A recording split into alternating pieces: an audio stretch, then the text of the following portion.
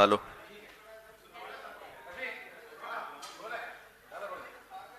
आप सभी का बहुत बहुत स्वागत।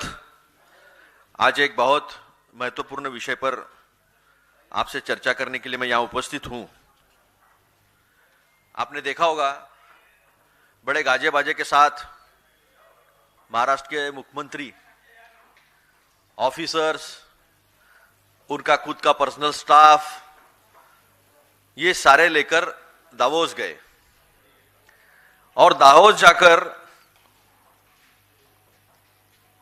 ये वो बता रहे हैं कि 30 लाख करोड़ का इन्वेस्टमेंट महाराष्ट्र में आने वाले दिनों में आने वाला है। ये वर्ल्ड इकोनॉमिक फोरम की कॉन्फ्रेंस प्रतिवर्ष होती है जनवरी में। अभी आप देखिए 2023-24 में 3,60,000 करोड़ की इन्वेस्टमेंट की बात आई थी जब एकनाथ शिंदे जी मुख्यमंत्री थे। उनको हटाकर फिर देवेंद्र फडणवीस जी मुख्यमंत्री बने। 2024-25 में 15 लाख करोड़ की इन्वेस्टमेंट की बात कही और अभी 30 लाख करोड़ की बात कही है। मुझे बताइए, पूरे भाजपा के खेमे में इतना इफिशिएंट, इतना कार्यक्षम मुख्यमंत्री या नेता भाजपा में कोई है क्या, जिसने पूरी राजनीति महाराष्ट्र की अपने हाथ में ले रखी है और अर्थनीति में भी उसके बराबर आज भारत में बीजेपी के पास कोई नहीं है। तो क्या ये प्रधानमंत्री बनने के लिए 30 लाख करोड़ बताए जा रहे हैं? क्या ये जो इन्वेस्टमेंट आई है उस इन्वेस्टमेंट के पीछे बिटवीन द लाइंस क्या है, यह बताया गया है? अगर 30 लाख करोड़ का इन्वेस्टमेंट आ रहा है और पिछले 3 साल में अगर देख लिया जाए तो करीब करीब 50 लाख करोड़ का इन्वेस्टमेंट आया है, जो which is equal to Maharashtra GDP. इसका मतलब यह है, इतने इफिशिएंट है ये कि महाराष्ट्र सरकार पे जो 10 लाख करोड़ का कर्जा है वो भी खत्म हो जाएगा। किसानों की कर्जा माफी करनी है वो भी हो जाएगी।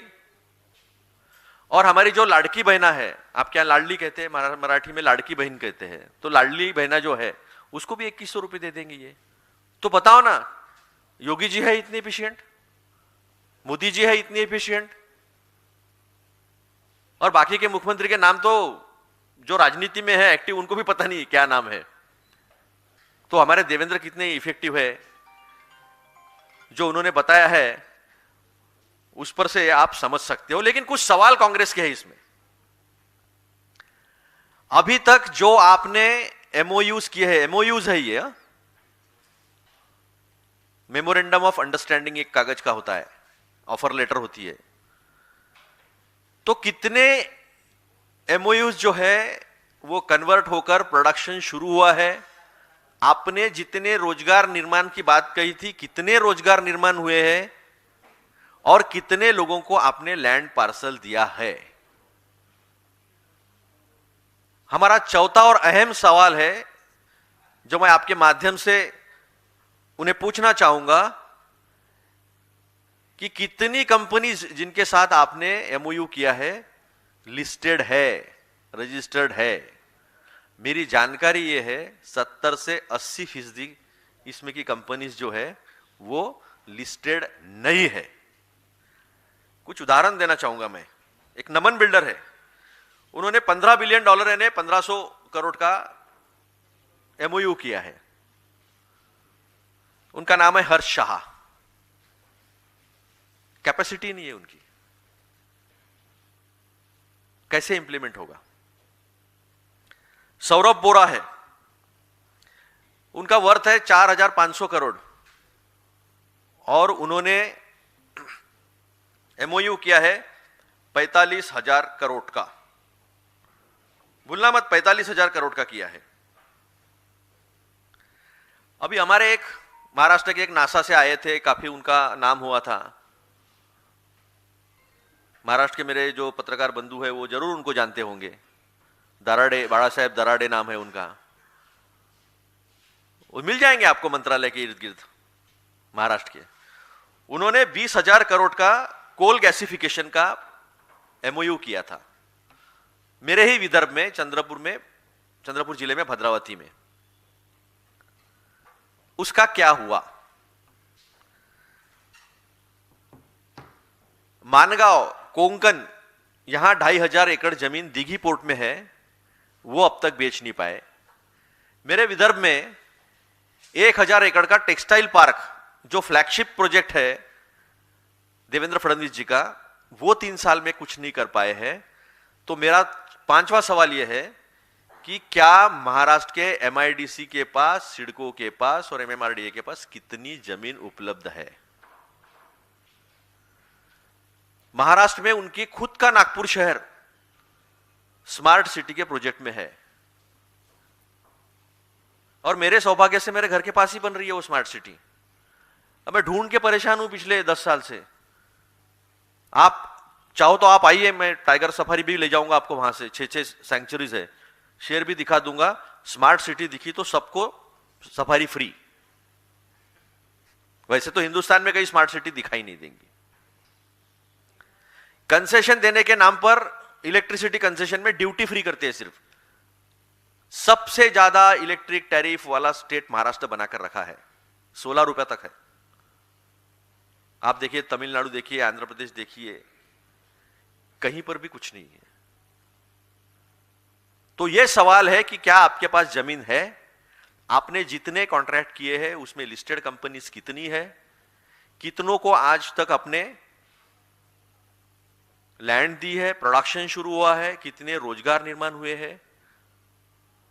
वैसे दुनिया में एक ऐसा उद्योगपति है जो सबसे अमीर है लेकिन जो सबसे कम रोजगार पैदा करता है, उसका नाम है गौतम अदानी। उसको सब दे रहे, गढ़चिरौली का दे दिया, सब हसदेव जंगल का भी दे दिया। तो हमारे महाराष्ट्र में मैग्नेटिक महाराष्ट्र नाम का एक प्रोग्राम 2018 में हुआ था, फरवरी में। उसमें भी 16 लाख करोड़ का इन्वेस्टमेंट आया था, तो 50 में 16 और जोड़ दो, 66 लाख करोड़ हो जाते हैं।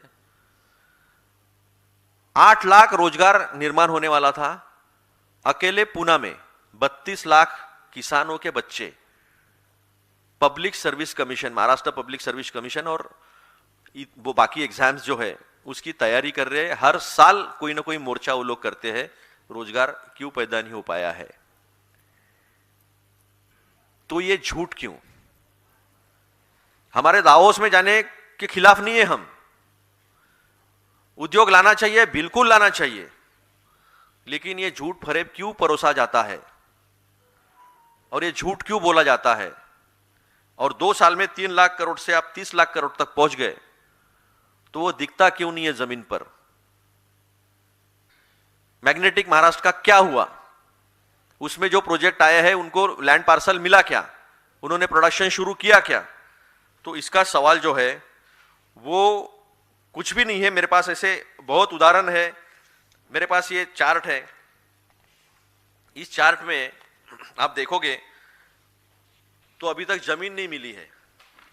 एक एक पन्ना दिखाता हूं मैं आपको, मराठी में लिखा हुआ है, आप ट्रांसलेट कर सकते हो। प्रलंबित यानी अब तक मिली नहीं, अब तक मिली नहीं, मिलेगी, जमीन मिलेगी, जमीन मिलेगी।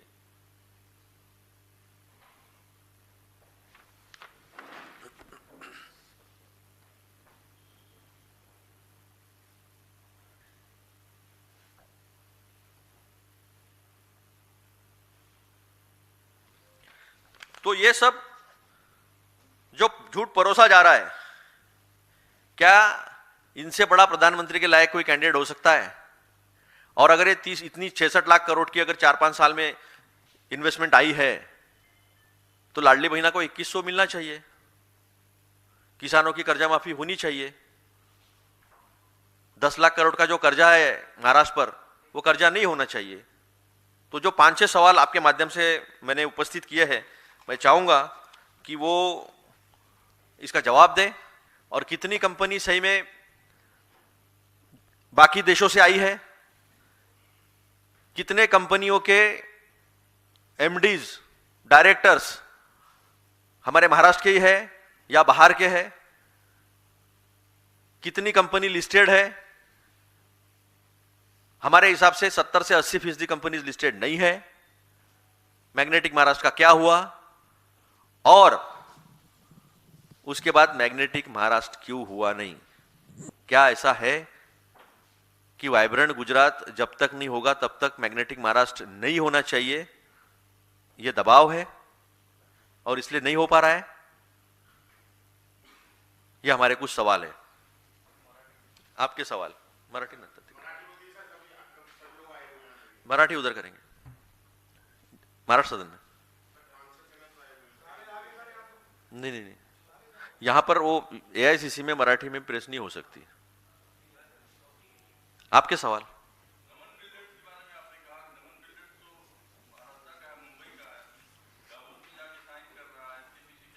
नहीं ठीक है, वो डावोस में जाके साइन करे, न्यूयॉर्क में जाके साइन करे, हमें इन्वेस्टमेंट दिखाओ। क्या उन्होंने 1500 करोड़ का आपके साथ एमओयू किया है? क्या उनकी आर्थिक स्थिति वो है? क्या वो रजिस्टर्ड है? हमें ये बताएं। एक सुयश अग्रवाल जी है, उन्होंने 100 करोड़ की उनकी कैपेसिटी है और 4000 करोड़ का उन्होंने एमओयू किया है, कंपनी रजिस्टर्ड नहीं है। देवेंद्र फडणवीस जी का कहना यह है कि जो इंटरव्यू उन्होंने एक चैनल को दिया उसमें उन्होंने कहा है कि 60% एफडीआई बाहर से आता, इसलिए हमें डावोस में आके एग्रीमेंट करना पड़ता है। वैसे तो हर हफ्ते कैबिनेट मीटिंग में लोढ़ा जी, मंगल प्रभात जी बाजू में ही बैठते हैं, तो वो वहां जाकर करे नहीं करे, फायदा हो देश को, महाराष्ट्र को फायदा हो, महाराष्ट्र इकोनॉमिक इंजन है देश का, लेकिन ये फरेब क्यों? ये सवालों के जवाब दें। सर, इस सब्जेक्ट से अलग मेरा सवाल है। कल मनरेगा कार्यक्रम में राहुल गांधी की तस्वीर आई थी। शिवराज सिंह चौहान का एक ट्वीट है, उन्होंने कहा है कि जिस वक्त मनरेगा बिल संसद में पारित हो रहा था, पूरा देश देख रहा था और राहुल गांधी जो है विदेश के दौरे पे भ्रमण कर रहे थे, और यही कारण है कि राहुल गांधी और कांग्रेस पार्टी का पतन हो रहा है कि उनको चीजें पता नहीं होती और इस तरह का ढोंग जो है वो कांग्रेस पार्टी करती है। उन्होंने ट्वीट करके मैं आज केवल और केवल दावोस में जो खिलवाड़ हुआ है, जो झूठ फरेब परोसा गया है, उसकी ही बात करूंगा। इसके बारे में बाद में बात करेंगे। शिवराज सिंह का सच्चाई जो है वो कैग ने रख दी है सामने। मेरा सवाल ये आपसे कि जैसा आपने कहा कि महाराष्ट्र में बिजली सबसे ज्यादा महंगी है, 16 रुपए का शायद आपने जिक्र किया। 12 से 16 रुपए। 12 से 16 रुपए वो कंजम्पशन के हिसाब से होता है। कंजम्पशन नहीं तो, लेकिन ये बिजली दर जो है वो आपने डोमेस्टिक की बताई है या कॉमर्शियल बताई है? क्यों अगर इतनी महंगी बिजली है, जब मैं इंडस्ट्री की बात करूं तो वो कमर्शियल और इंडस्ट्रियल होता है। कॉमर्शियल इंडस्ट्रियल है, इसमें दो टाइप का होता है, कमर्शियल इंडस्ट्रियल होता है, एग्रीकल्चर होता है, और एक होता है डोमेस्टिक। मैं यहाँ समझना चाहता हूँ, आपके माध्यम से समझना चाहता हूँ कि बिजली जो है हर व्यक्ति की नेसेसिटी है, और ये हमको और आपको सबको पता है कि पूरे देश को कि अडानी की बिजली बांग्लादेश में भी जा रही है। तो क्या बांग्लादेश में उन्हीं अडानी की बिजली सस्ती मिल रही है हमारे मुंबई के लोगों की तुलना में? सबसे ज्यादा महंगी, मैं इंडस्ट्री की बात कर रहा हूं। हाँ। तो इंडस्ट्री की बात यह है कि इंडस्ट्री को सबसे महंगी बिजली जो है वो महाराष्ट्र में मिल रही है। महाराष्ट्र में ग्रीन इनिशिएटिव काफी बड़ी बात हुई है, लेकिन इंप्लीमेंट हुआ क्या? दिसंबर 2026 तक 16,000 मेगावाट प्रोडक्शन हो जाना चाहिए था, अब तक 3,000 भी नहीं हुआ है। एचवीडीएस के पॉलिसी का क्या हुआ है? कुछ भी नहीं हो पा रहा है। तो बातें तो बड़ी बड़ी हो रही है, और बिजली जैसे व्यक्ति की जरूरत है, सबसे बड़ी जरूरत इंडस्ट्री की है। बिजली के बिना तो इंडस्ट्री खड़ी हो ही नहीं सकती। तो यह सच्चाई है।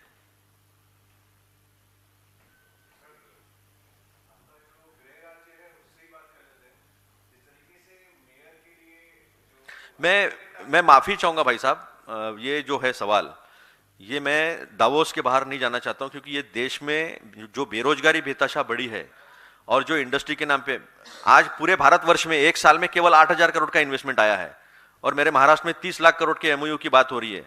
4-5 साल में 66 लाख करोड़ की इन्वेस्टमेंट की बात हुई है। वो कहते हैं कि 83% इन्वेस्टमेंट जो है महाराष्ट्र में आ रहा है। तो इसकी बात तो पहले हो जाए ना, डाइवर्शन करके क्या फायदा है? क्योंकि बेरोजगार जो है वो मर रहा है रोजगार के लिए, हाथ पैरों में संकल बांध के उनको भेजा, डिपोर्ट किया जा रहा है। आज भी आप देखिए जाकर यूरोप में क्या हो रहा है, अमेरिका में आईसीटी क्या कर रही है। सवाल आज बेरोजगारी का है, रोजगार का है। मेरा जो युवा बेरोजगार है उसे रोजगार तो नहीं लेकिन झूठ परोसा जा रहा है। तो सवाल यह आज बहुत अहम है बाकी कोई भी सवालों से।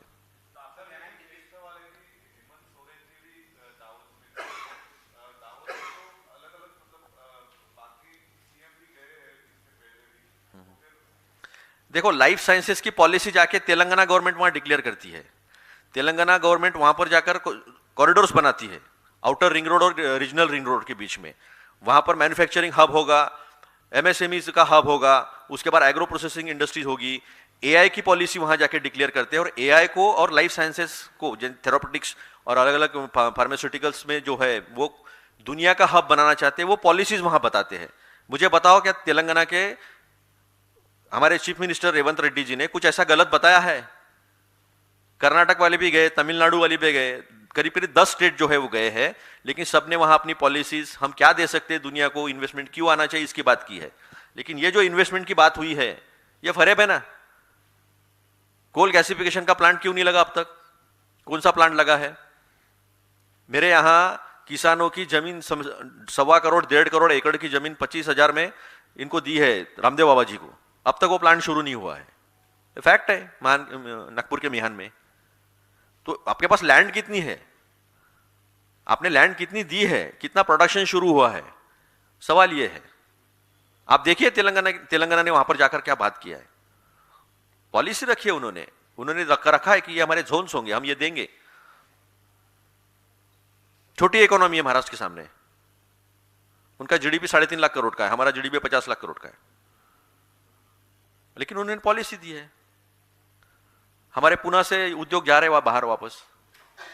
ये तो खुद डिप्टी सीएम अजित पवार ने कहा वाटोळ झालं, सब खत्म हो रहा है। तो ये सवाल है। अभी किसी भी फिगर पर भरोसा करना यानी अपने आप को धोखा देना है। आईएमएफ ने खुद कहा कि ये सी ग्रेड में है, यानी आप फ्रॉड अकाउंटिंग करते हो। आपका रियल जीडीपी और नॉमिनल जीडीपी में कितना अंतर है? 7.4 और 10.5 to 11%, लेकिन आपका इन्फ्लेशन कितना है? 0.74%। ये भी मैच नहीं होता है।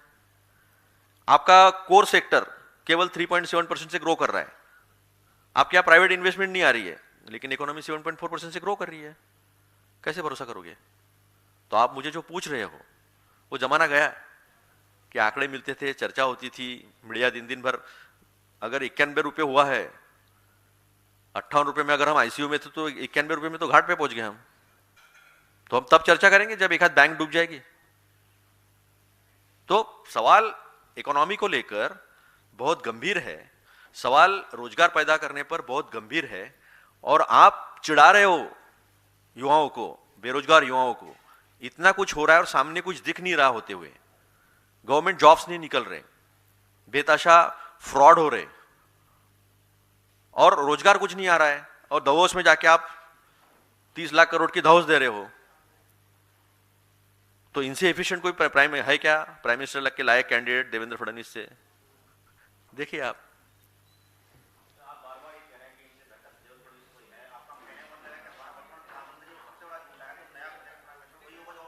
आप समझ लो, मैंने कह दिया अभी। मैं